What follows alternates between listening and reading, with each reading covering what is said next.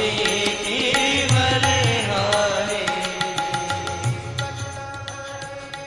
आप महात्माओं की परीक्षा लेने लग जाएंगे तो हमारे जैसे नकली तो असली बन जाएंगे, वो असली अपने आप को नकली प्रमाणित कर देंगे।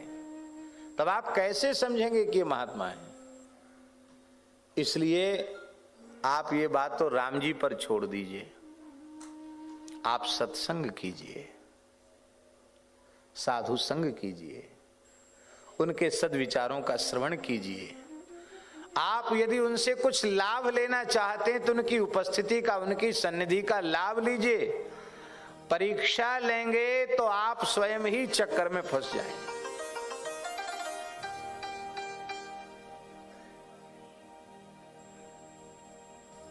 हम कई संतों की ऐसी बात बता सकते हैं कि जो भगवत प्राप्त सिद्ध पुरुष थे और उन्होंने निकट वाले के सामने ऐसा व्यवहार किया कि वो समझ ही नहीं पाए कि महात्मा है,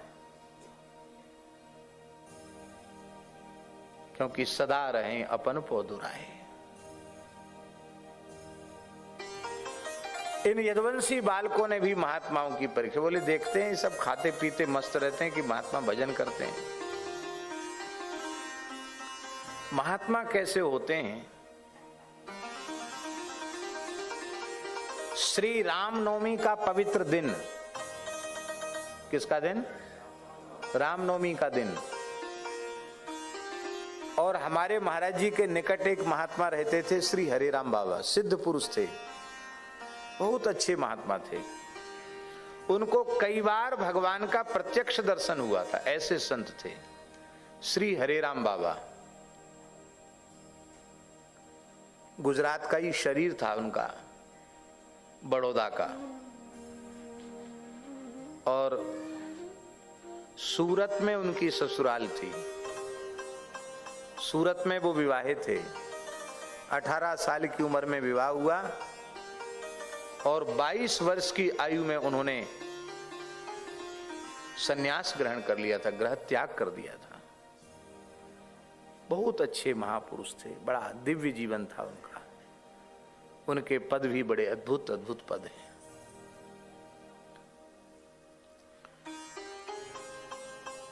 तो रामनवमी के दिन एकदम विक्षेप रहित होकर के सुने। रामनवमी के दिन 9-10 बजे तक वो सो रहे थे और हम ही उनका आसन लगाते थे छत पर, तो मच्छरदानी लगा रखी थी। अब हम लोगों को आने जाने में बड़ी तकलीफ हो रही थी, महाराज जी को भी। तो हमने कहा महाराज जी 9-10 बजने वाला है, बाबा को जगा दें। महाराज जी बोले छेड़ो मत, अपनी इच्छा से जब उठें जब बैठें जो करें, तुम छेड़ो मत। हमने कहा महाराज जी आपको निकलने में तकलीफ हो रही? वो काहे की तकलीफ, थोड़ा झुक के निकल जाएंगे, कोई बात नहीं। 5-10 मिनट बाद बाबा कीर्तन करते करते उठे। महाराज जी ने उनको दंडवत प्रणाम किया, हमने भी प्रणाम किया। महाराज जी ने कहा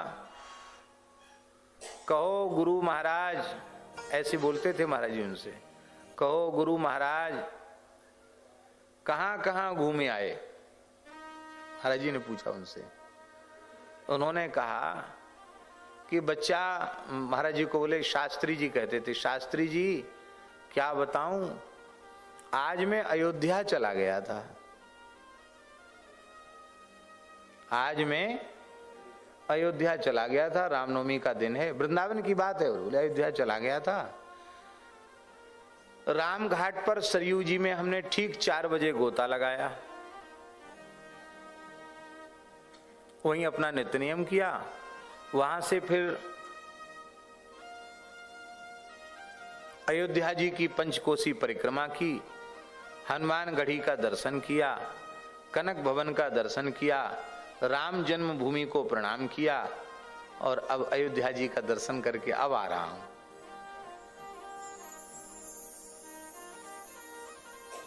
महाराज जी बोले और सब समाचार तो ठीक है अयोध्या में?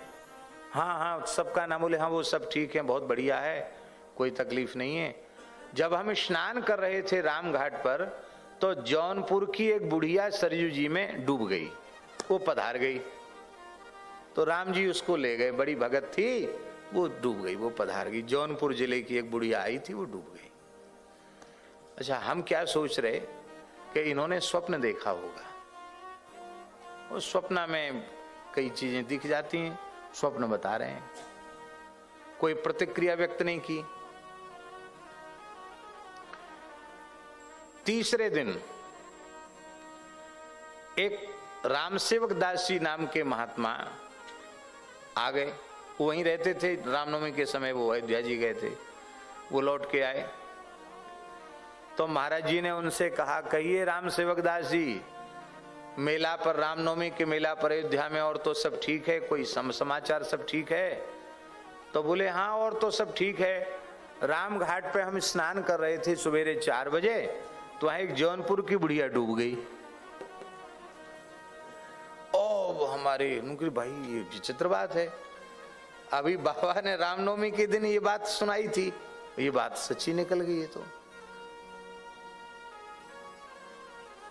हमने कहा महाराज जी, हम तो इसको स्वप्न समझते थे, बात तो सच्ची निकल गई। महाराज जी बोले, ये सिद्ध पुरुष हैं, इनका देह यहीं पड़ा रह जाता है और ये सूक्ष्म देह से कई तीर्थों में चले जाते हैं, इसलिए उस अवस्था में इन्हें छेड़ना नहीं चाहिए। अब लो, हम तो अपने मन में क्या सोच रहे हैं कि काय बात के महात्मा हैं, बताओ, दिन चढ़े तक सो रहे हैं, 9 बजे तक, 9:30 बजे तक पड़े हैं। हम तो अपने मन में ये सोच रहे थे।